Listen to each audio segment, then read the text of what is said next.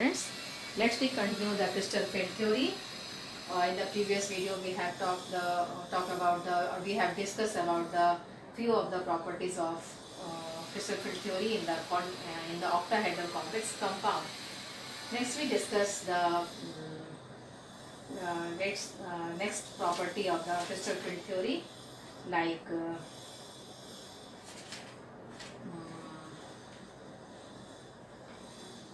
by making a data like this. Suppose here is the configuration. At first, write down the definition of pairing energy. What is pairing energy?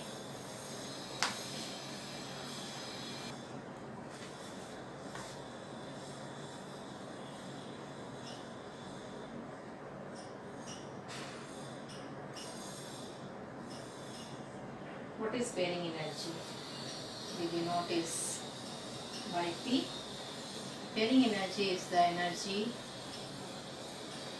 required to pair up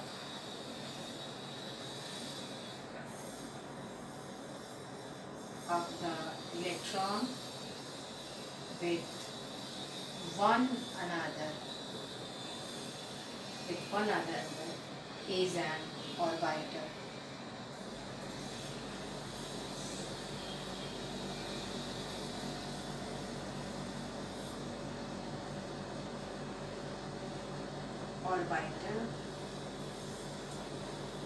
Against the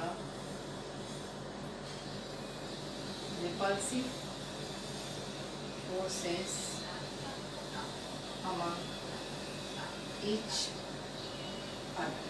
This is called the,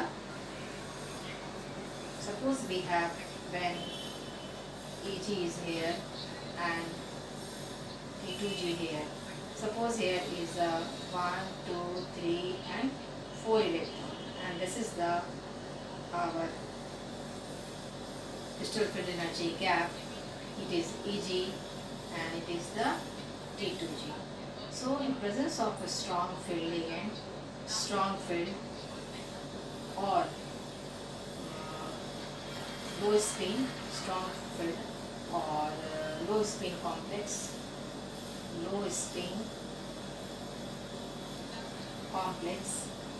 so delta naught is greater than pairing energy. But in case of, suppose here is the Eg and here is the T2G and the octahedral complex splitting gap is less. So in that condition, if pairing energy is greater than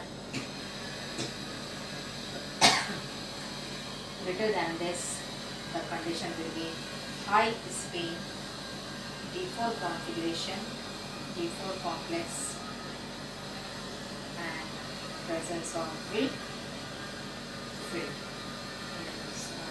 There is also a D4 configuration.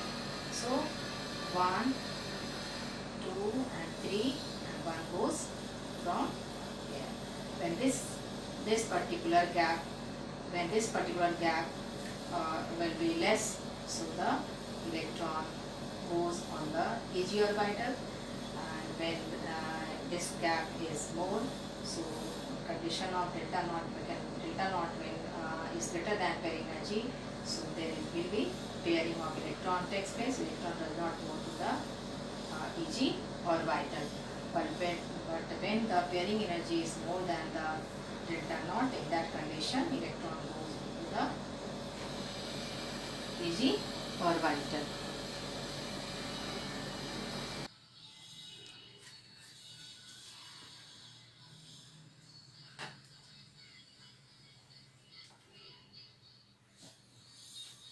Let's see crystal field splitting energy in the case of octahedral, when delta naught is, when pairing is greater than delta naught, means high spin complex follow Moore's rule.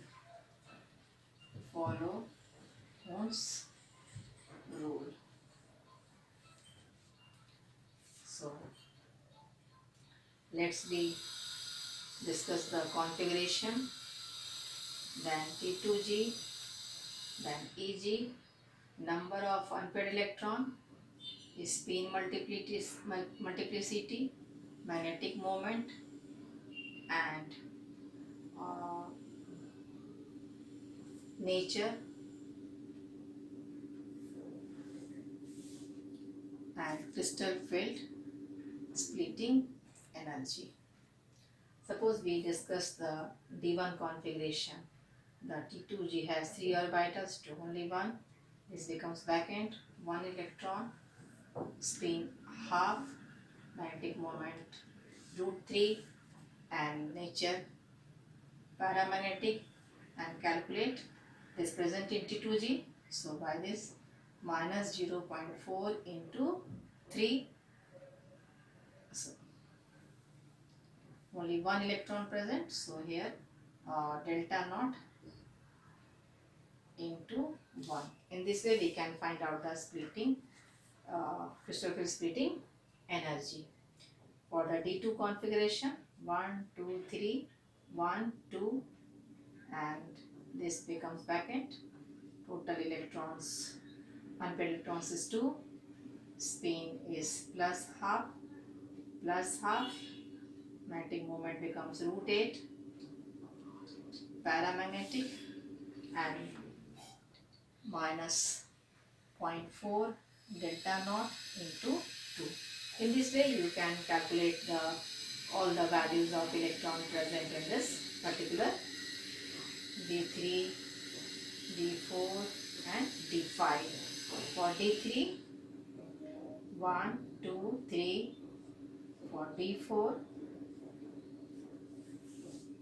1, 2, 3, and 1 comes in a EG orbital. In case of D,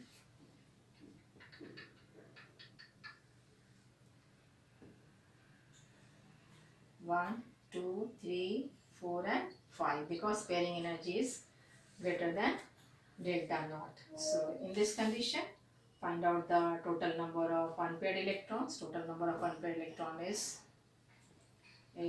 3, and spin comes 3 by 2. Magnetic moment comes 15, and nature paramagnetic, and calculate the crystal field splitting energy.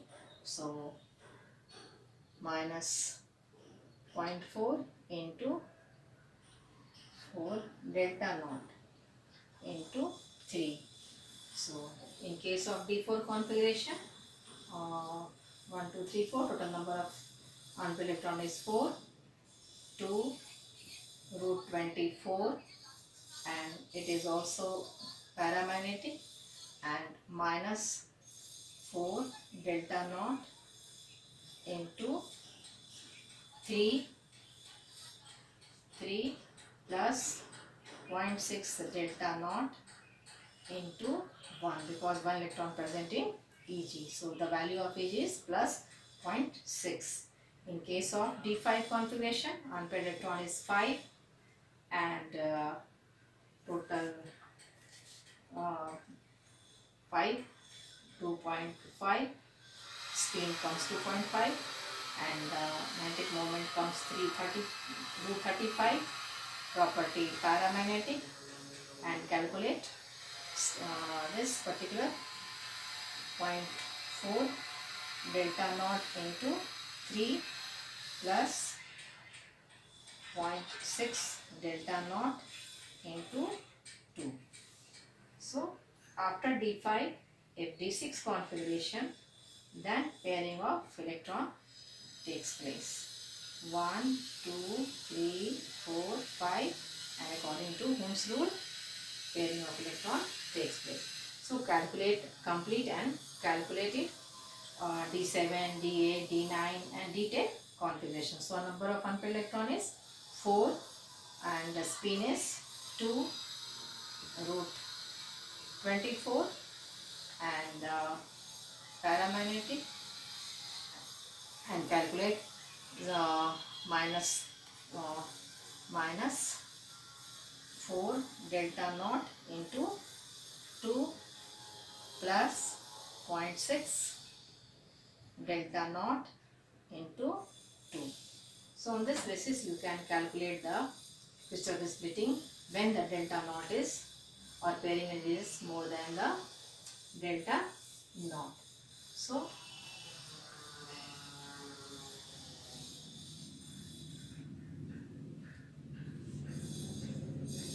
when the delta naught and less than pairing. So this is EG and this is T2G.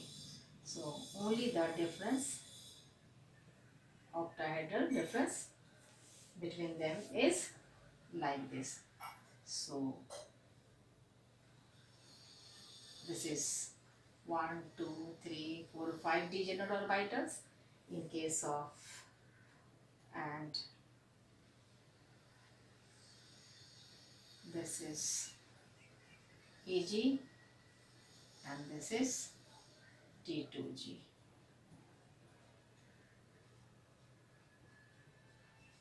T2G and the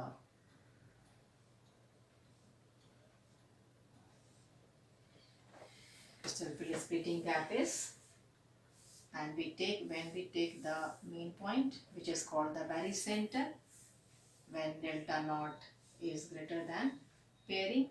So the value 0.6 delta naught and minus 0.4 delta naught. In the case of the delta naught of this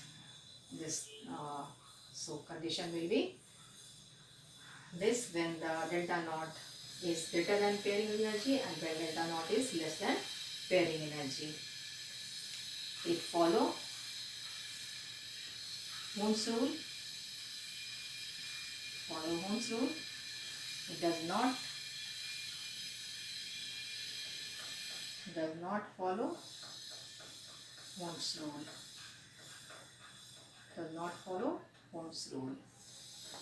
This is the difference between this. So crystal field splitting energy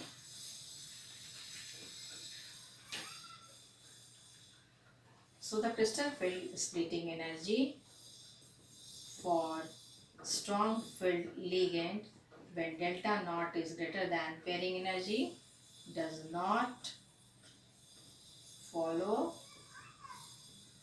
Ohm's rule.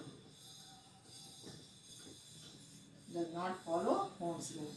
But crystal field splitting energy for weak field ligand when pairing energy is greater than delta naught, in that condition it follows Ohm's rule.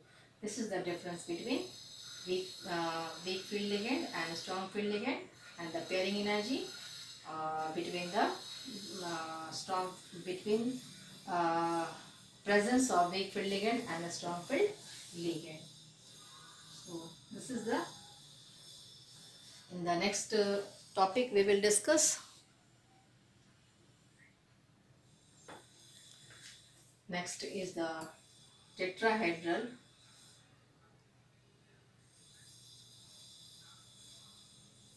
splitting. Tetrahedral splitting is, we talk about the tetrahedral geometry. Tetrahedral splitting is always less than octahedral splitting.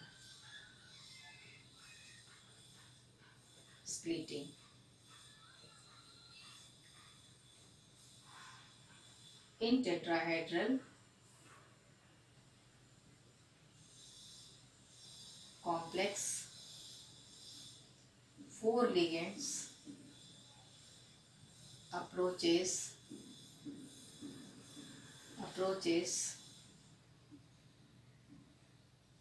through space in between the axis.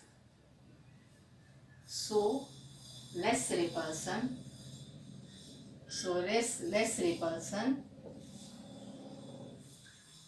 takes place. Number 2, in octahedral complex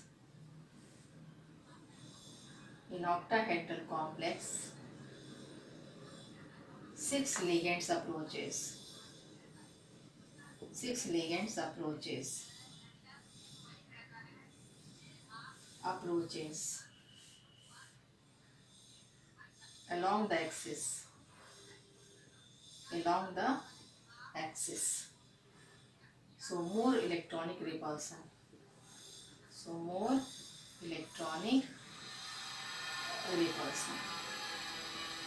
So due to less splitting,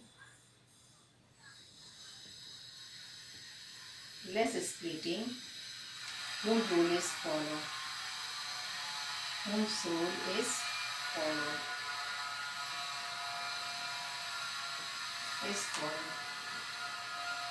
In tetrahedral complex.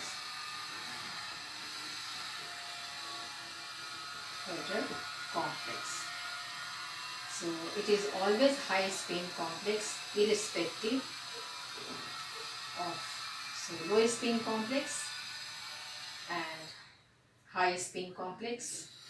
So low spin complex, the value of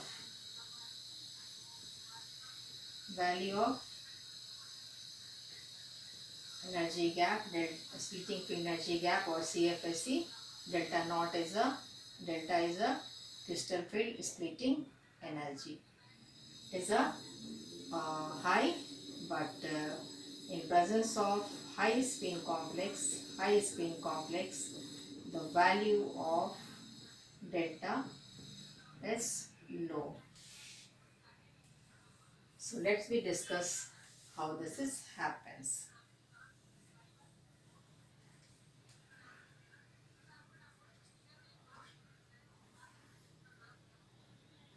As we know, the structure of tetrahedral like this, and the ligands suppose present here. If we draw the XYZ axis like this, suppose we take x-axis, this is x-axis, and this is z-axis, and this is the y-axis, because as we know all the angles should be 90 degree. So in this case we see here, in the case of tetrahedral, ligand do not approaches along the axis, it approaches between the axis. So in this condition, so splitting of degenerate orbital, this is d orbitals and this is the energy. So splitting of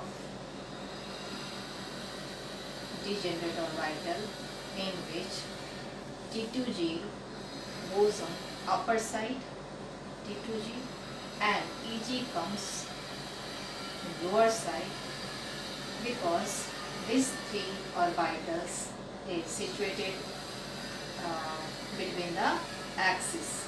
So in that condition, repulsion takes place between this particular orbitals with the ligands, and this energy of this orbital becomes high, and this goes upward, and EG, which is along the axis, goes on the downward. This is the dz square and dx square y square, and this is the dx y dy z dx z. And as we know, the crystal field splitting gap is represented by delta T, and if we take the average of this particular mean point, or this is called the barycenter, and we take barycenter as a 0, so the upper side means from here to here, the value comes plus 0.4 delta t, and the value comes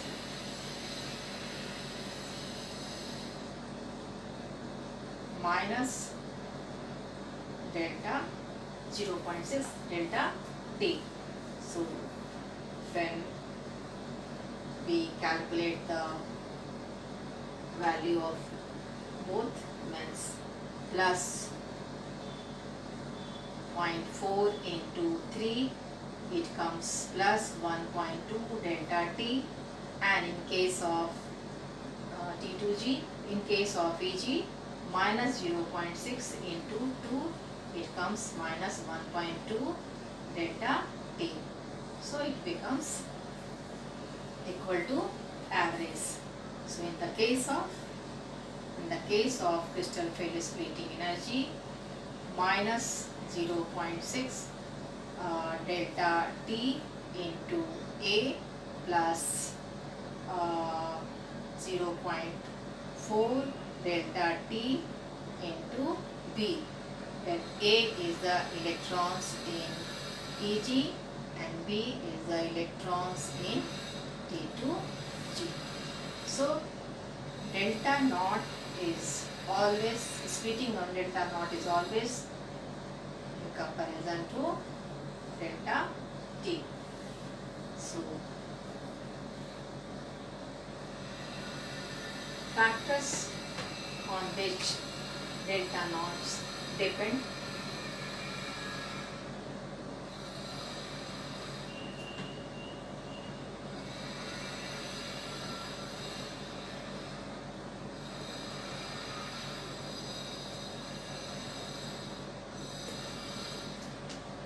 So students, in this way you can easily understand about the crystal field splitting energy in case of tetrahedral geometry, or in the case of octahedral geometry, how the splitting takes place in presence of weak field ligand and in the presence of strong field ligand.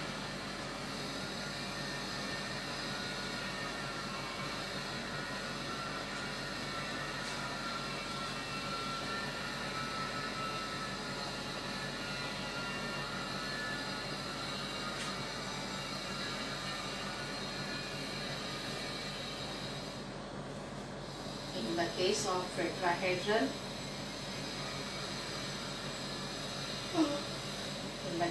tetrahedral, as we discuss the geometry of the tetrahedral, we all know that the angle is 109.28 minute, and we already discussed the ligand's approaches between the axis, because in tetrahedral those orbitals has high energy which is situated between the axis, because in that case, suppose we take this is y axis and this is x axis, so this will become z axis. So axis ligand do not approaches along the axis, it always approaches between the axis. Since in a tetrahedral the central metal atom from between the axis,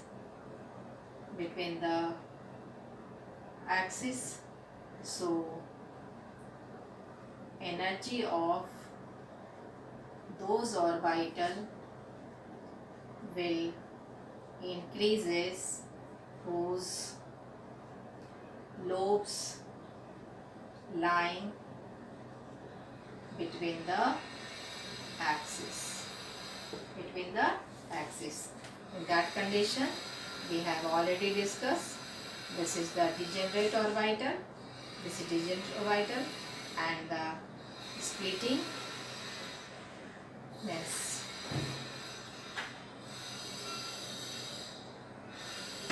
T2G, and here is the EG, and it is called the delta naught, delta T, not delta naught, delta T, crystal splitting energy gap, and we can find out the energy by taking the main point.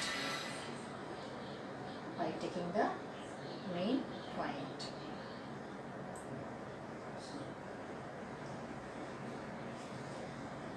That's enough for today, students.